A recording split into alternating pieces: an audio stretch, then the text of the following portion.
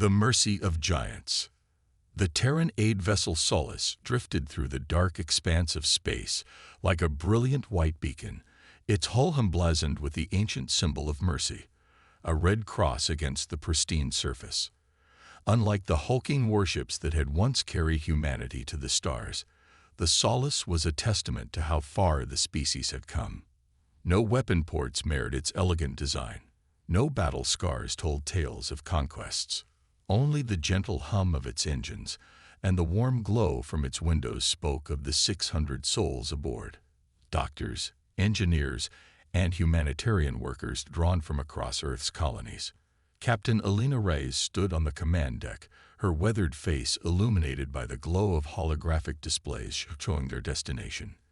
Neros IV, a war-torn planet on the edge of known space.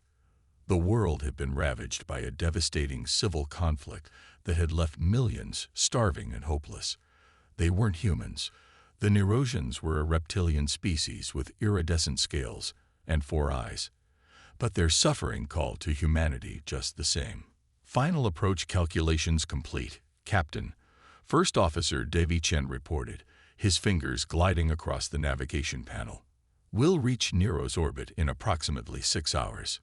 Elena nodded, her gaze lingering on the distant speck of blue-green that would soon fill their viewports. Begin wake-up protocols for the medical teams. I want everyone ready to deploy the moment we establish orbit. Yes, Captain. Chen responded with practiced efficiency. In the cargo holds below, thousands of tons of food, medicine, and emergency shelters waited to be delivered. Specialized terraforming equipment stood ready to purify water sources poisoned by chemical weapons. Mobile surgical units gleamed under the bay lights, prepared to save lives that local technology couldn't. The Solace wasn't just a ship, it was Earth's promise to the galaxy. A promise that regardless of species, history, or alliance, suffering would not go unanswered. Captain, the communications officer called out, her voice tight with concern. I'm picking up unusual readings from the approach vector, multiple heat signatures where there shouldn't be any. Belina felt a familiar tension creep into her shoulders. The Solace had encountered trouble before: pirates, desperate refugees, even trigger-happy system defense forces.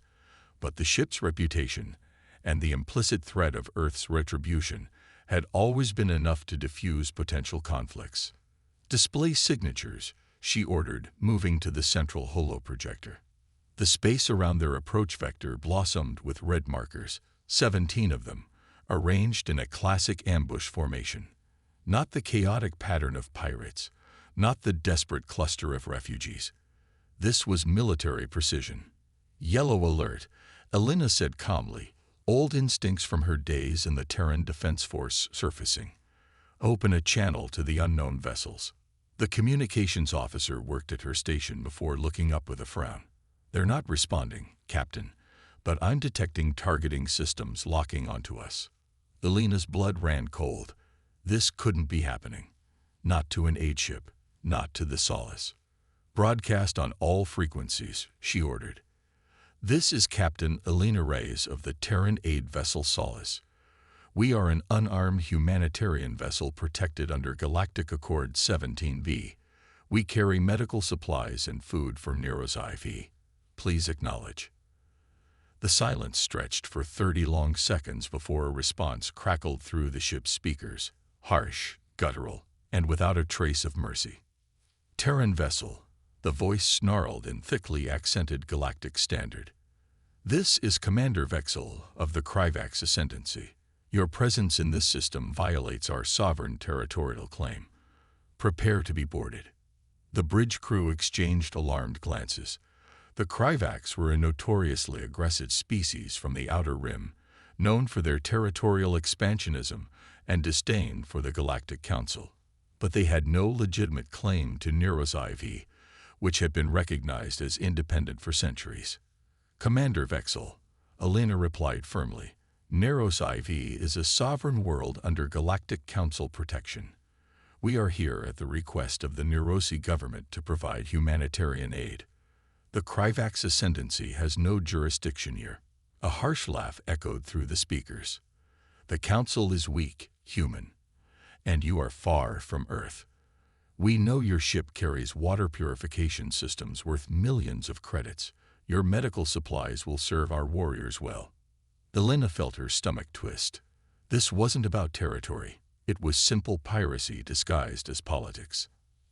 "Activate the black box protocol," she whispered to her first officer, who nodded grimly and began entering commands into his console. Deep within the Solace, a quantum-encrypted transmitter activated, sending a burst of data through subspace to Earth. The message was simple: aid vessel under attack. Location coordinates.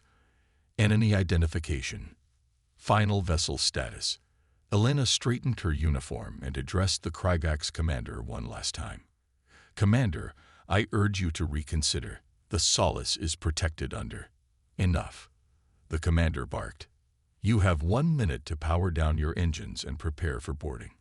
Any resistance will be met with deadly force." Elena looked around at her crew, people who had dedicated their lives to saving others, not fighting wars. The Solace carried no weapons, no military-grade shields. Its only protection was its purpose and the Red Cross on its hull.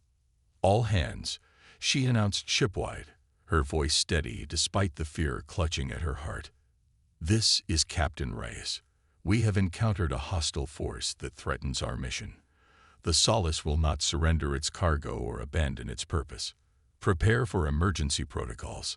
Throughout the ship, medical teams secured patients, engineers locked down critical systems, and civilian aid workers moved to designated safety zones. They had all trained for this scenario, but none had truly believed it would happen.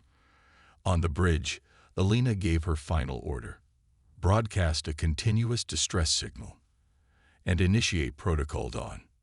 The communications officer's hands trembled as she complied.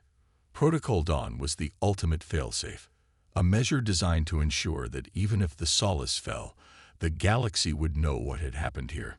The ship's external cameras activated, recording everything. The sensor logs began uploading to emergency buoys that would eject from the ship moments before impact. And most importantly, the central computer began compiling a comprehensive evidence package that would be transmitted to every major news outlet and diplomatic channel in the galaxy. The Kryvax ships closed in, their weapons powering up to full capacity. "They're targeting our engines," the tactical officer reported needlessly. The displays showed the truth clearly enough. "Hold your course," Elena commanded. "The Solace does not run." The first salvo struck the ship's aft section, ripping through the minimal shields and tearing into the engineering deck. The vessel shuddered, lights flickering as backup systems engage. "Casualties in engineering," a voice reported over the comm. "Multiple wounded, fire suppression systems activated." Elena gripped the arms of her command chair, watching as the Kryvax ships circled like predators. They could have disabled the Solace with a single coordinated strike, but they were drawing it out, savoring the moment. "Captain," Chen whispered beside her, "the buoys are ready for launch." She nodded, her eyes never leaving the tactical display. "Deploy." Across the Solace's hull, tiny ports opened, launching dozens of stealth-equipped data buoys into space. Most would be destroyed by the Kryvax, but some would escape, bearing witness to what happened here. The second attack came moments later, this time targeting the medical bays. The Solace rocked violently, artificial gravity fluctuating as power systems failed. "They're targeting civilians deliberately," the tactical officer said, horror evident in his voice. Elena's reply was cut short by another impact, this one tearing into the bridge itself. A support beam collapsed, crushing the communications station in a shower of sparks and blood. The air filled with smoke and the screams of the wounded. "Emergency power to life support," Elena ordered, ignoring the gash above her eye that streamed blood down her face. "Get the wounded to escape pods." But there would be no escape. The tactical display showed Kryvax fighters moving to surround the ship completely, targeting any potential evacuation routes. The ship's AI spoke in its eerily calm voice. "Critical hull breach detected. Life support failing." Estimated system failure in 3 minutes. Alina pushed herself upright, moving to the central console despite the pain shooting through her broken leg. With trembling hands, she activated the final protocol, a direct quantum channel to Earth's defense command that would transmit the ship's last moments. "This is Captain Alina Reyes of the TAV Solace," she said, blood dripping onto the console as she spoke. "We are under attack by Kravax forces in the Neros system. They have targeted civilian medical facilities deliberately. The ship is lost. I repeat, the Solace is lost." She paused, taking a ragged breath. "But remember what we stood for. The mission continues. Rise out." She cut the transmission as another blast rocked the ship, sending her crashing to the deck. As consciousness faded, her last thought was not of fear or regret, but of certainty. Earth would not let this stand. The Solace might die here, but its legacy would echo through the stars, and the Kravax would learn what it truly meant to face humanity's wrath. The message reached Earth 18 hours later. In the underground command center beneath the Terran Defense Force headquarters in Geneva, Admiral William Chen watched the final transmission from the Solace for the 3rd time, his face a mask of controlled fury. "Analysis confirms," his aide reported quietly. "No survivors. The Kravax forces destroyed the ship completely, including escape pods and medical evacuation vehicles." Around the circular table, the 12 members of the Terran Security Council sat in silence. They represented Earth's nations, colonies, and corporate interests, a diverse group that rarely agreed on anything. Today, however, there was perfect unanimity. "The evidence is conclusive," said Counselor Ndidi Okafor, her voice tight with suppressed emotion. "This was not a misunderstanding or an accident. The Kravax deliberately targeted an unarmed aid vessel carrying humanitarian supplies. 623 civilians," added Counselor Pavel Ivanov. "Doctors, engineers, aid workers, 34 children in the education exchange program." Admiral Chen nodded grimly. The Kravax transmission was clear. They knew exactly what the Solace was. They knew its mission, and they destroyed it anyway. The room fell silent again as the implications settled over them. For decades, Earth's humanitarian fleet had operated throughout the galaxy, protected by ancient accords and the understanding that such vessels were sacrosanct. Even during the darkest days of the Proxima conflict, both sides had respected the neutrality of aid ships, until now. "What is your recommendation, Admiral?" asked Chairman Lai, the elderly head of the council. Chen's answer was immediate and resolute. "Activation of Protocol Thunderhead." A murmur ran through the room. Protocol Thunderhead hadn't been implemented since the Proxima conflict 80 years ago. It represented Earth's maximum military response, the full mobilization of the Terran Defense Fleet with unrestricted operational parameters. "The diplomatic consequences," began one counselor. "With respect," Chen interrupted, "the diplomatic line was crossed when they fired on the Solace. This isn't about politics anymore.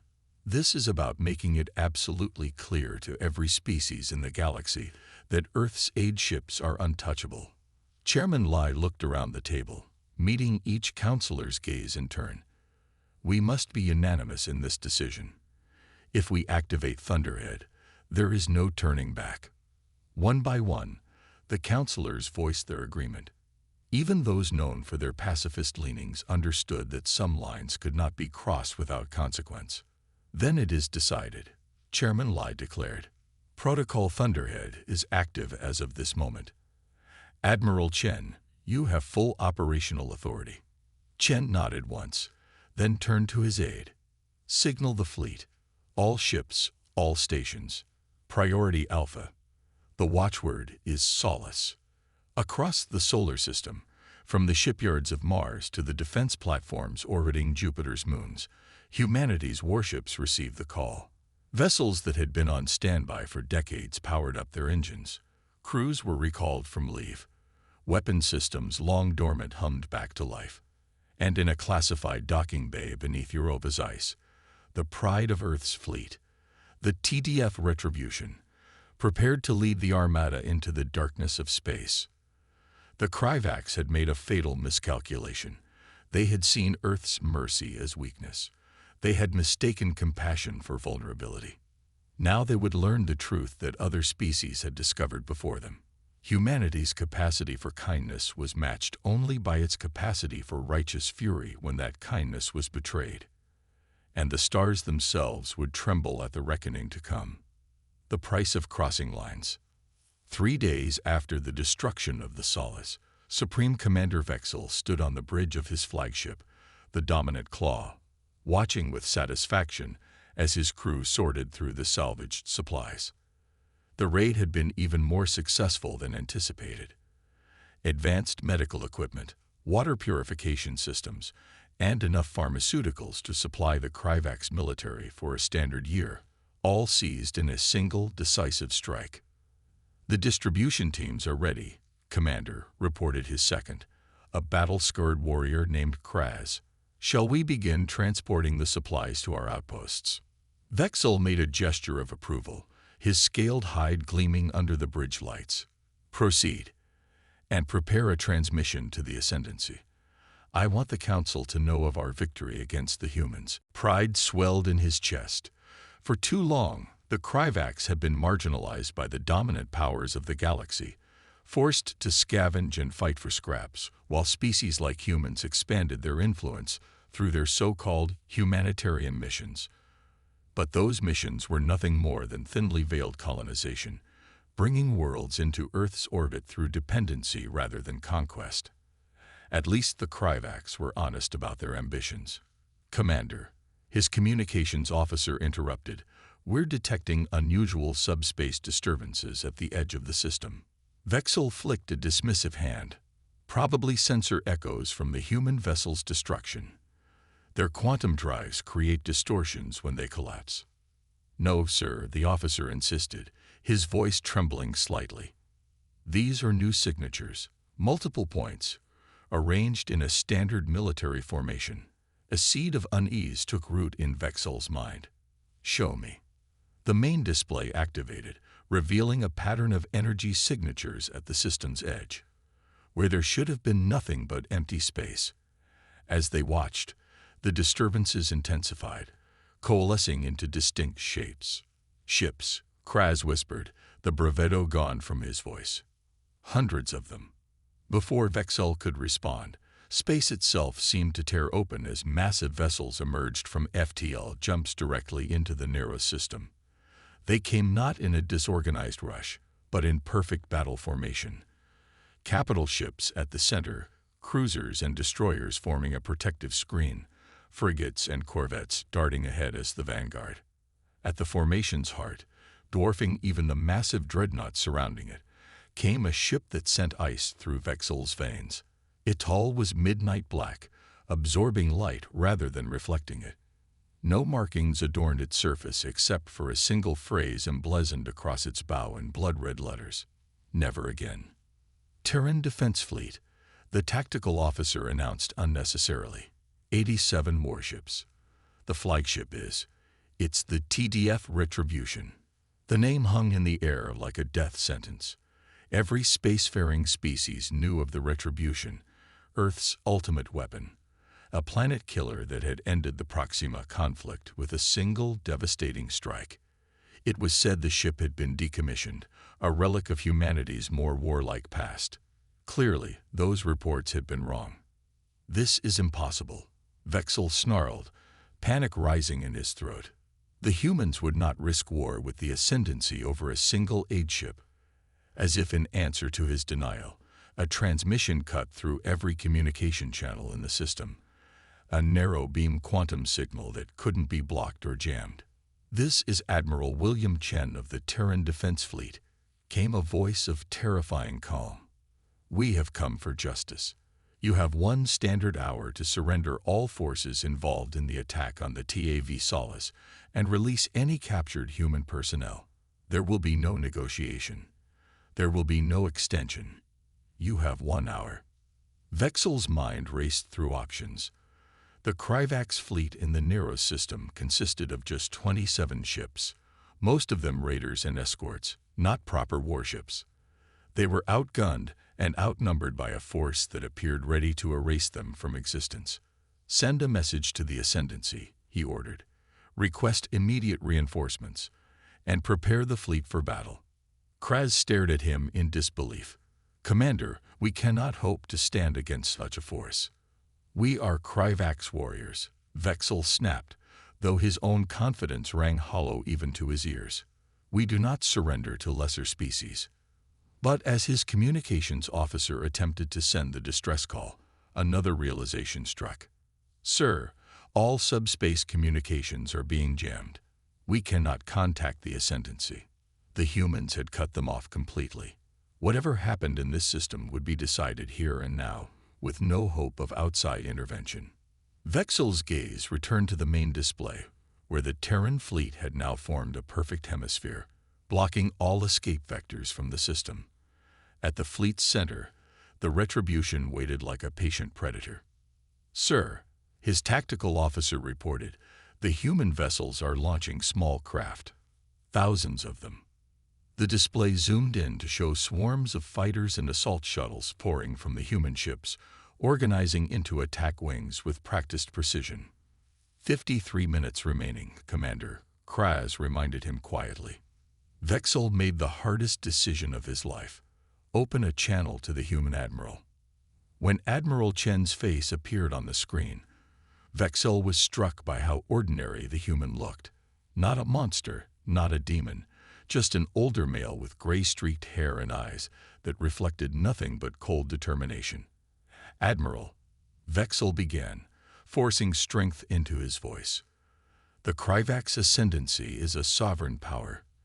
Your presence in this system constitutes an act of war. We demand." "You are in no position to demand anything," Chen interrupted, his tone flat and emotionless. "I did not contact you to negotiate. I contacted you to ensure you understand exactly why this is happening." The screen split, showing footage from the Solace's final moments. The unarmed ship being methodically destroyed. Escape pods targeted. Medical bays specifically hit. Vexel saw himself giving the orders, heard his own laughter as the human vessel broke apart. 17 children under the age of 10 were in the medical bay you targeted first, Chen continued, his voice never rising. 246 doctors who had taken oaths to help all species, regardless of origin. 337 aid workers who volunteered to bring food and medicine to a suffering world. Each number fell like a hammer blow. "We are not here for vengeance, Commander Vexel. We are here for justice, and to deliver a message that the galaxy will not forget." Chen's eyes seemed to bore into Vexel's soul. "You have 48 minutes remaining." The transmission cut, leaving Vexel staring at the advancing human fleet. "Orders, Commander?" Kraz asked, his voice barely audible. Vexel looked at his crew, brave warriors all, but hopelessly outmatched against the force arrayed against them.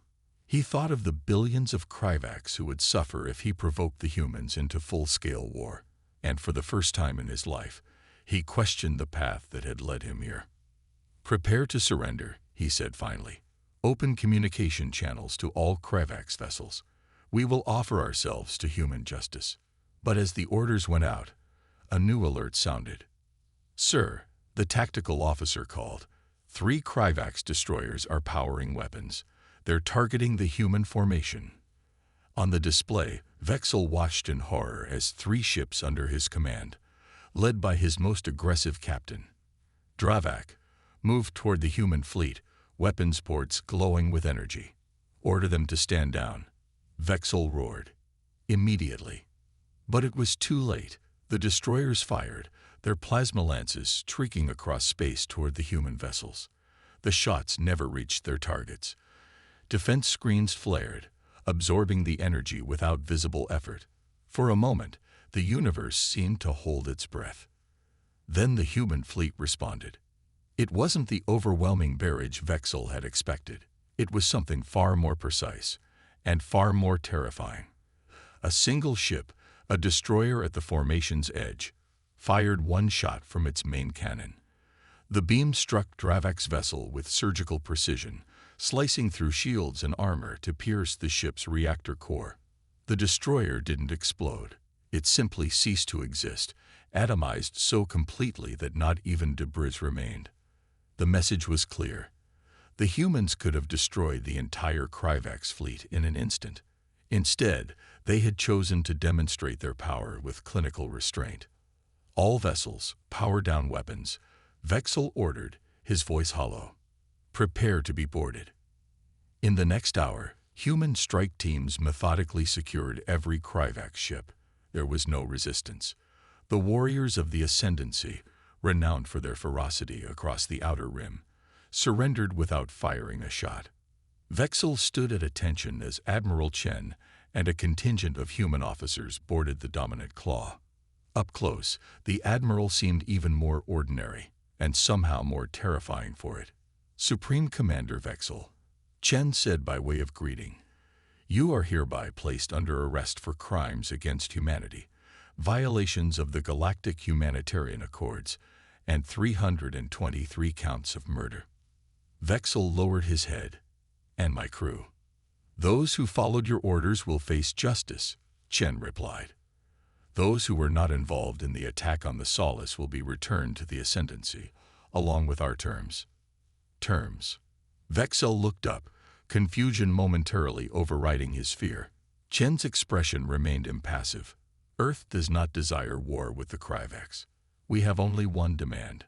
No Kryvax vessel will ever again interfere with a humanitarian mission from any species. If this line is crossed again, the response will not be as measured as it was today. As Vexel was led away in restraints, he understood at last the fundamental error he had made. He had believed the humans' dedication to peace made them weak. He had failed to recognize that their restraint was not a limitation. It was a choice. And when that choice was taken from them, what remained was something far more primal and devastating than any warlike species could comprehend. 1 month after the Neros incident, the Grand Hall of the Galactic Council hummed with nervous energy. Representatives from 217 species filled the tiered seats, their anxious whispers creating a constant susurration that echoed through the vast chamber. High Counselor Tilara of the Volmarai called the emergency session to order, her translucent wings fluttering with barely suppressed tension. We are gathered today, she began, her voice amplified throughout the hall, to address the events in the Neros system and their implications for galactic peace. All eyes turned to the human delegation, led not by Earth's usual diplomatic corps, but by Admiral William Chen himself. He sat quietly, hands folded on the table before him, his weathered face revealing nothing. The Terran Defense Fleet's actions in the Neros system, Tilara continued, while precipitated by a grave provocation, have raised concerns about proportionality and due process under Council law. A low murmur swept through the chamber. Everyone present knew the facts. The Kryvax had destroyed an unarmed human aid ship. The humans had responded by deploying a fleet capable of glass a planet, arresting the responsible parties, and imposing terms directly on the Kryvax Ascendancy, all without Council authorization. The Council recognizes Ambassador Kavak of the Kryvax Ascendancy, Tilara announced.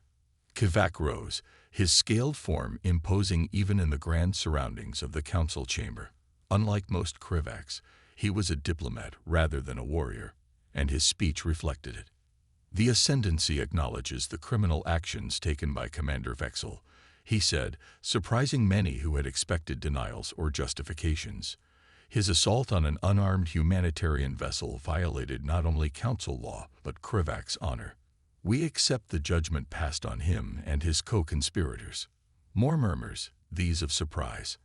However, Kavak continued, we must protest the manner in which Earth took matters into its own hands. The deployment of a planet-killer vessel to our sovereign territory, the imposition of terms without Council mediation, these actions threaten the very foundations of galactic governance. Tilara nodded. The Council recognizes Admiral Chen of Earth. Chen rose slowly, his movements deliberate.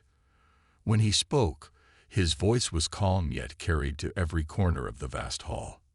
High Counselor, distinguished representatives. He began, Earth respects the Galactic Council and the rule of law it represents. We have been, and remain, committed to peaceful cooperation among all species.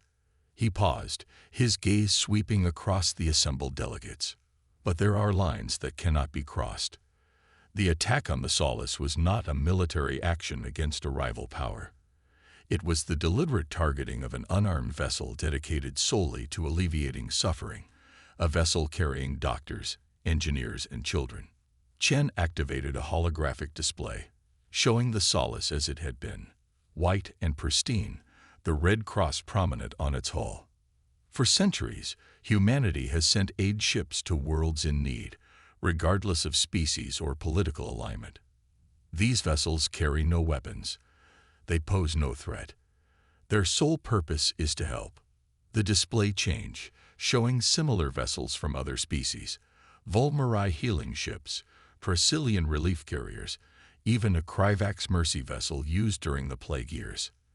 This principle, that those who come in peace to help the suffering are to be protected, is not uniquely human. It is shared by every civilized species in this council. Chen's voice hardened slightly. The Terran Defense Fleet's response was not about vengeance. It was about establishing an absolute, unambiguous line. Humanitarian vessels are sacrosanct. Period. This is non-negotiable. The chamber had fallen completely silent now, all eyes fixed on the human admiral. Earth did not want this confrontation. We would have preferred that the Council enforce its own laws. But when 623 of our citizens were murdered while on a mission of mercy, immediate action was required. Chen deactivated the display and looked directly at Kvak. The Kryvax ascendancy has accepted our terms. We seek no further concessions, no reparations, no territorial adjustments. We ask only this, that the Council formally recognize and enforce the principle that humanitarian vessels of all species are protected under galactic law, with violations subject to immediate and severe consequences. He turned back to address the full Council. If the Council is willing to take on this responsibility, to ensure that what happened to the Solace never happens again to any ship of any species, then Earth will stand down. The retribution will return to its dock. Our fleet will resume its normal peacetime posture. Chen's final words hung in the air. But if the Council cannot or will not enforce this most basic principle of civilized behavior, then Earth will, and we will not be as restrained the next time. He sat down, leaving the chamber in stunned silence. After a long moment, T. Lara spoke. The Council will now deliberate on Admiral Chen's proposal. The deliberation was the shortest in Council history. Within 1 standard hour, the Humanitarian Vessel Protection Act was unanimously approved, establishing the inviolability of all properly marked aid ships and authorizing immediate response to any violations. As the session adjourned, many delegates approached Chen to express their private support, including, surprisingly, Kvak of the Kryvax. Your people are strange, Admiral, the Kryvax ambassador said quietly. You extend mercy to those who would never help you, yet your retribution is absolute when that mercy is betrayed. Chen studied the ambassador thoughtfully. Perhaps that's because we understand something your people are only beginning to learn. And what is that? That true strength isn't found in the ability to destroy, Chen replied. It's found in the choice to help instead. Kvak seemed to consider this before giving the Kryvax gesture of respect, a motion he would have considered unthinkable just weeks before. The Ascendancy will honor our agreement, Admiral. No Kryvax vessel will ever again threaten a humanitarian mission. I believe you, Chen said simply. Because now you understand the price. As the Admiral departed the Council chamber, news was already spreading across the galaxy. Humanity had drawn a line in the stars, and the consequences for crossing it had been made unmistakably clear. In spacer bars and diplomatic halls alike, the message was the same. The humans' aid ships went wherever suffering called them, protected not by weapons, but by the absolute certainty that Earth would respond if they were threatened. It was a paradox that many species found difficult to comprehend, that the same beings who would cross the galaxy to save alien children would unleash planet killers to avenge them. But those who knew humans best understood the truth. Their capacity for compassion and their capacity for righteous fury were not separate traits, but two sides of the same coin. And throughout the galaxy, on 1,000 worlds where human doctors treated the sick and human engineers rebuilt shattered infrastructure, the white ships with their red crosses continued their work, symbols of hope and healing, now protected by both law and the unspoken knowledge of what would happen if that protection failed. In the cold depths of space, mercy and justice had found their balance.